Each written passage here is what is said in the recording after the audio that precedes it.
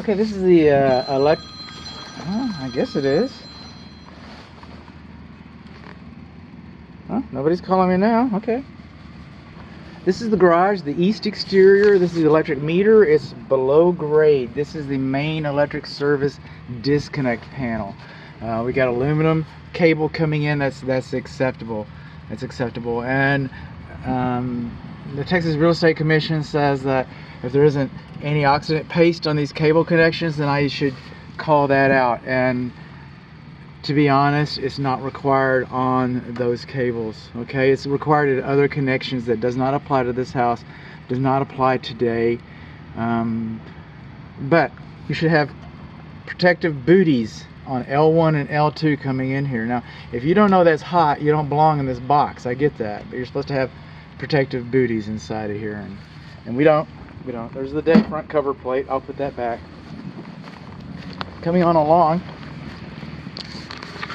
what we have here, a garage east interior wall. This is the electric load center, breaker box, service panel, call it what you will. The good thing about this is that this is printed like it should be. It's printed like it should be. What have we got here? See this rubber booty? It's supposed to be over in the meter box, the main disconnect. At this point, this becomes a sub panel. Some people call them sub panels. It's a second panel, and these are actually not okay. It's good to have one. I'm glad that you got one. It's good to have one, but it's not required on the second panel. And this one that we have here, we don't have it over there. I don't know what their reasoning was. I don't know what the thinking about that was. You're not supposed to have in the pre-inspection, the pre-drywall that wasn't a pre-drywall. It was actually kind of a progress inspection report we had there. I mentioned this box should be positioned so there's not an eighth of an inch that sticks out, and it is. I also mentioned about these screws instead of nails, and actually provided some manufacturer's instructions demonstrating that nails should have been used, and that wasn't done either. Okay, this is the only way, and this is for the clothes dryer. That's GFCI for your clothes dryer. It's pretty good, right? And then we have combos, and we have GFCIs, and that's how we test them. That's how the manufacturer says to test those.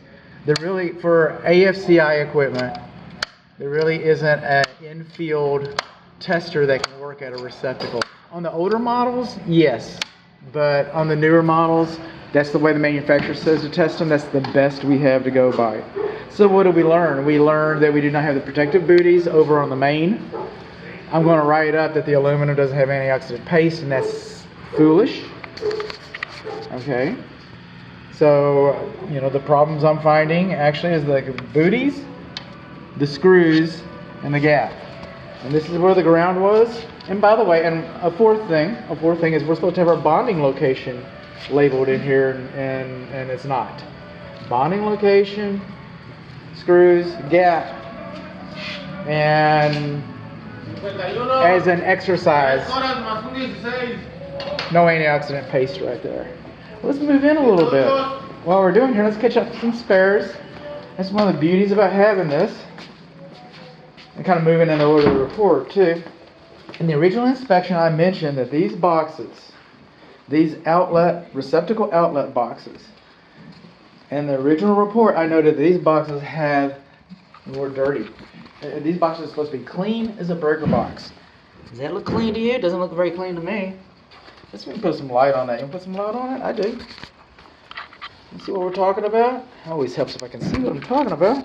Let's come on in here. See all that crap in there? Crud in there? Alright. I asked my client, I said, would you remind the builder that I'm coming back to look at these receptacle outlets? And I know my client, and I'm sure he did express that. Look at all that in there. Coming along in here, that was the east bedroom, that was the front entry. Now this is the north bedroom, or northwest bedroom, call it what you will. Look at all that. That's not I'm sorry, neither the manufacturer nor the building code thinks that's kosher. I highly encourage, look at that. Alright, I highly encourage, and this would be the southwest bedroom, or the south bedroom, how you want to call it, over here. See this one right here? You don't think I took notes? I took notes. I'm a note taker. I took notes. Let's go over here. Let's see a little bit in the living room. Hang on. There's most exterior walls. Does that look like it's been cleaned to you? Doesn't look like it's been cleaned to me. Doesn't look like it's been cleaned to me at all. How about that? Is that pretty particularly clean? No. No. Just hand the report to the builder and he'll put it in his desk and it's forgotten about. It's forgotten about. How about that? That one's not as bad. It's not supposed to be any. That one's not as bad. But sometimes I get carried away. Moving on along. How about in here? Oh my goodness, it's filthy. Now these are particularly worrisome because these big block receptacles, so they can put USBs built into them. Look at that. You think it can get air in there? The whole idea is this is not supposed to overheat. And you're going to have your iPhone attached to this thing, or your pad, or your tablet, or whatever you want, your device, and low voltage devices. And, this box is going to be overheating. Just saying. Now, moving on along. Got that rant taken care of. Anything else you want to get mad about that? Oh, yeah. When this home was built, when I was here the last time, we hadn't had an interior reveal party. So we didn't know if it was going to be, vinyl. We didn't know if there's going to be any splashback, glass mirrors. We didn't know it was going to be tile. Nobody knew it was going to be here. So when these receptacle outlets were installed, they were installed so that, you see how these fit all nice and flush? Because they came out just enough, unlike the electric service panel, just enough so they can all fit nice and flush. But now we come over here and it's come out this far. It's a good looking splashback.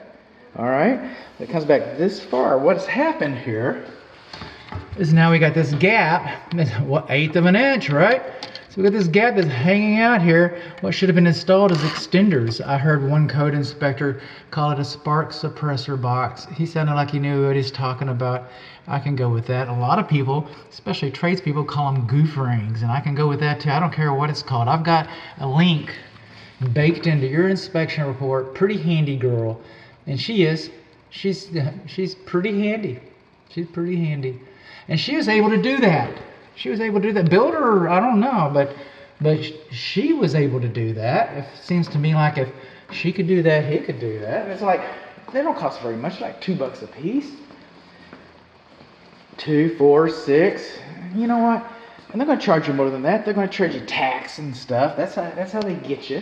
You won't get away for $6. But what I'm saying is, like, for $10, it could have been done right.